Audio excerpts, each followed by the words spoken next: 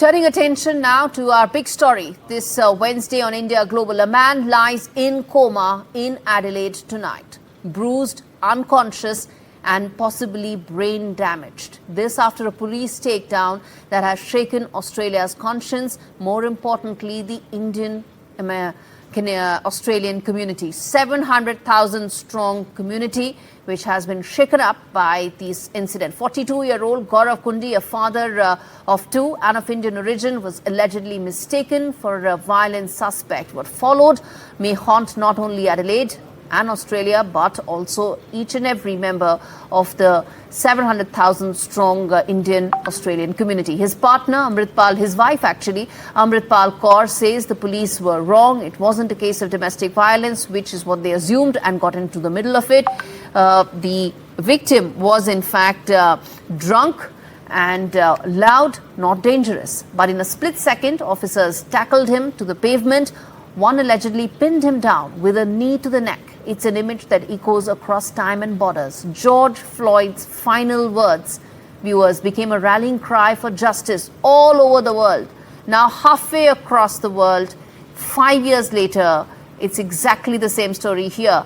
Gaurav's silent coma poses the same haunting question. Was this excessive force? Was this preventable? His wife says that she stopped filming when the officer's knee came down. Meanwhile, according to doctors, Gaurav may never wake up. South Australia police say the incident is now under investigation. Body cam footage is being reviewed, but early comments by the police indicate that the use of force was, guess what, appropriate. And that raises anger, that raises issue. One can keep debating that this is not about racism, take an incident on its face. No, this has a larger trend to it. This split-second decision changed Gaurav's family's life. It changed his life forever. Not one, but two big questions arise here, viewers. Is this Australia's George Floyd movement? That's the first key question.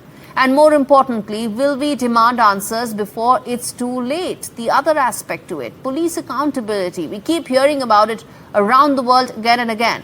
Why did cops not listen to Gaurav Kundi's wife? That's the other question. At the end of the day, that is what really made all the difference. The other fact, what action is being taken against the accused policeman here? Who is going to hold him accountable? What will happen? And lastly, will there ever be action? Will there be a crackdown on police brutality?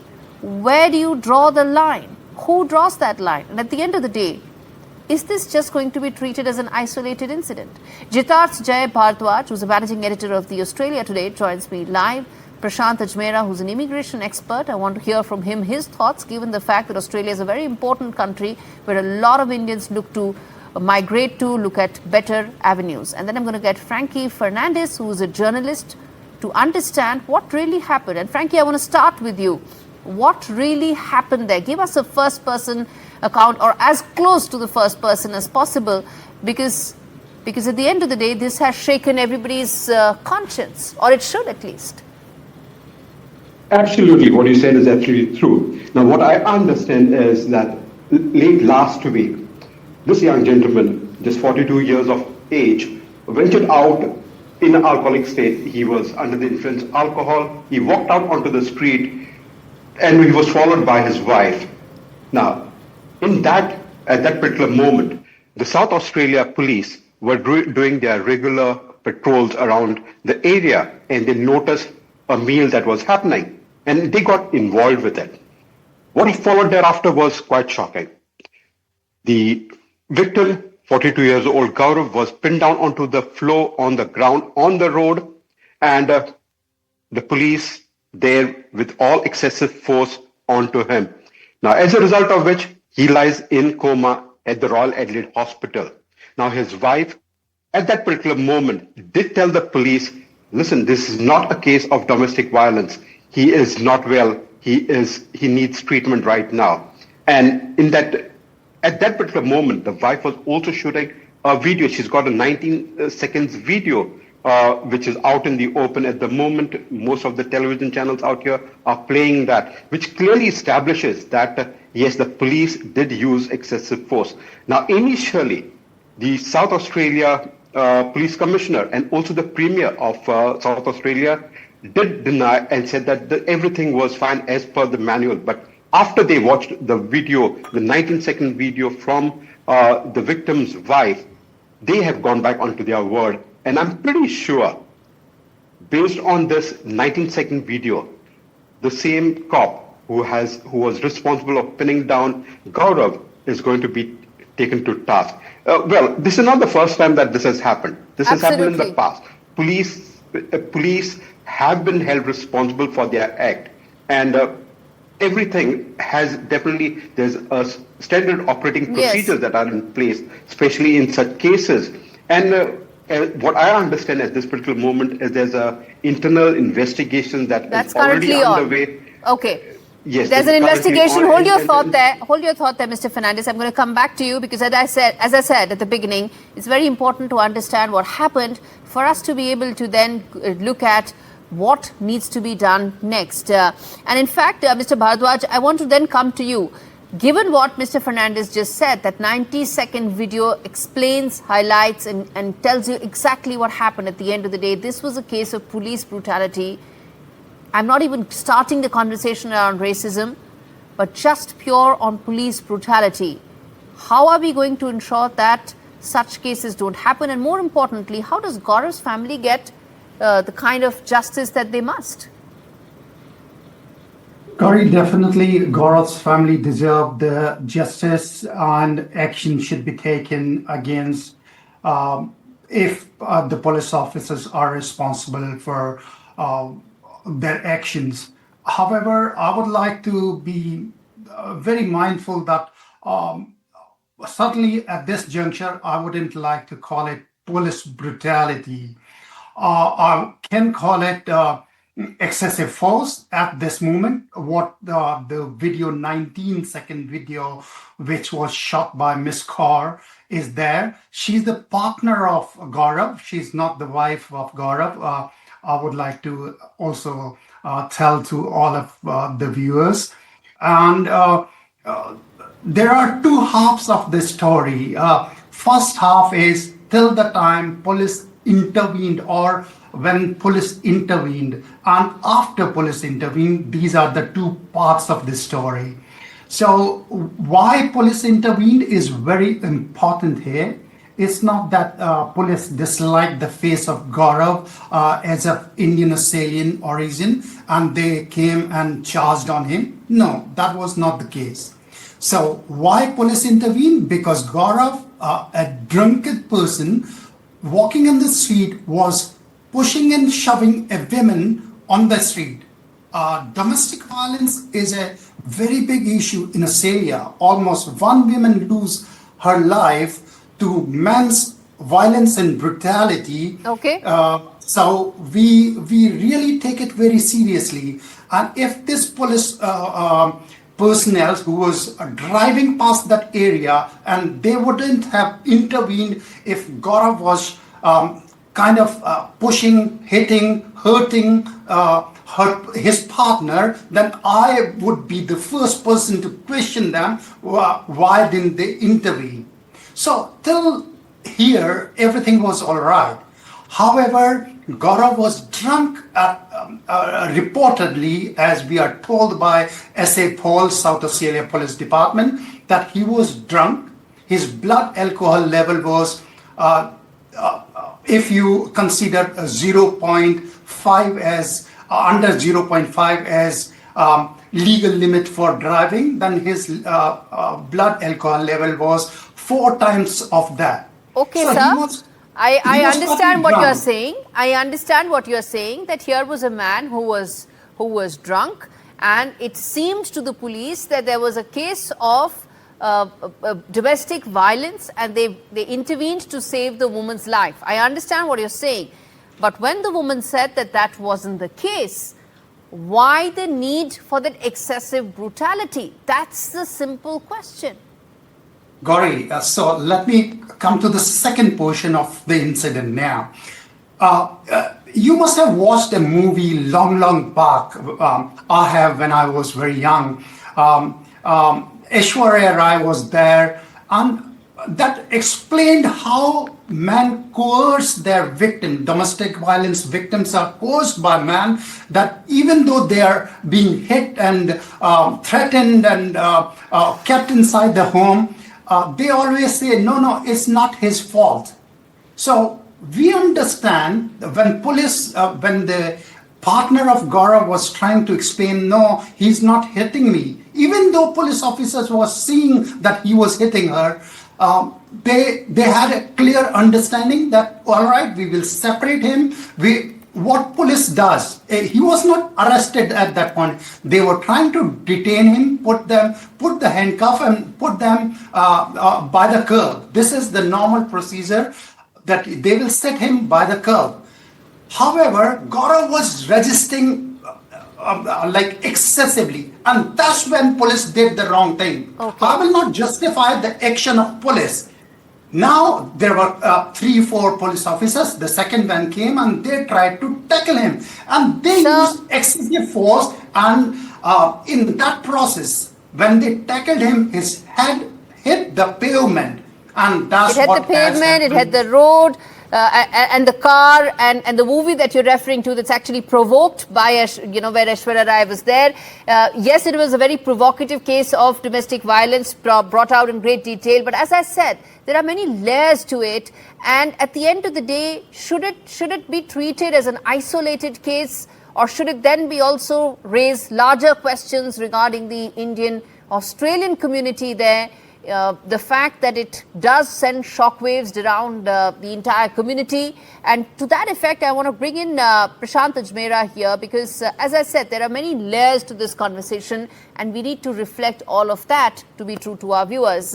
Prashant, how do you see this incident in terms of the impact this may have on the community there? It's a very large, vibrant, growing community, contributing very majorly to the Australian economic system. And also those sitting here and wondering, what exactly is the Australian police system doing here? I would consider it as an isolated case, not that happening on a regular basis. Even in India also, we have a similar law that if you resist the police arrest and try to have in heat of the moments on both sides, the ego is on the sides of the police, that I'm arresting you, you cannot resist. And the person says, look, I haven't done anything. Or even if he has done anything, he's telling at that point in time that I'm an innocent. And that's where this whole thing happens. And basically, this particular person was drunk, and they needed probably more than one officer to tackle him because he was resisting it. And that's how it has happened. To me, it looks like. So I will consider this as an isolated incident. Because it belongs to an Indian community, obviously the Indian community in Australia would be in a shock that it happened in our community. Yes. Similarly, it will affect to the people here as well, that it's happening in that one. But I would consider this as an isolated, because this happens on a regular basis too. Okay, I still have two questions, and I'm going to put that out to both the panelists. Before that, I want to say one thing, Mr. Ajmera, that you and I speak from different positions. As someone who's an immigration expert, you may like to see things as isolated instances. I, on the other hand, would like to probably tell our viewers that one needs to also ask the question as to whether the police is trying to cover up here. Is the fact that via local media outlets not outraging about it? And why is it that years ago, when there was the George Floyd case, remember that man was also, he had very serious charges against him, but at the end of the day, a police brutality case is a police brutality case. There are no ifs, no buts, no caveats, none of that. Welcome back. You're watching India Global. The question that we are asking about the Indian origin man who's now battling for his life in Australia because of police brutality. You can cover it up with as many layers as you want, but the story is just the same, which is there was a George Floyd case that took place in the US. It shook up the system, ensured accountability. There is a similar case that's now taken place in Australia. It's an Indian origin man, Gaurav Kundi. Will it shake up the system? and will it bring about action against police brutality? I want to put that question out to the panelists, Mr. Bharadwaj as well as Frankey Fernandez, who continue to be with me, and of course Mr. Ajmera as well. At the end of the day, let me ask you this, Frankey, that how is it that there isn't enough public outrage with regards to this case? Is there some sort of an effort to try and have some sort of a cover-up? Is that how you see? Because at the end of the day, this is exactly how the George Floyd case happened, right? You can, as I said, layer it up with as many caveats. At the end of the day, it's the same case. Well, what I understand here is that slowly and slowly, the community out there in Adelaide, in South Australia, is gearing up for a massive protest. The protest is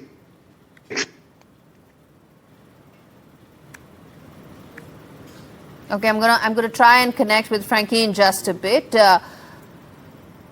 Okay, I believe that line is back. Yes, go ahead. Yeah. Now, what I understand is that there's a massive public outrage from the Indian community in Adelaide, South Australia. What I've also been told is that in the next few days... There you go, Mr. Ajmera. That answers your question. It's not an isolated incident, and it does raise and sends reverberations around the entire community. Yes, go ahead, Mr. Fernandez. Finish your point. Yes. So, given that into context now, it's slowly and slowly building up. The local channels out here are covering this incident. Mind you, it's not very often that such an incident is gone unnoticed. Yes, the local channels out here do report on such cases, especially with the Indian community.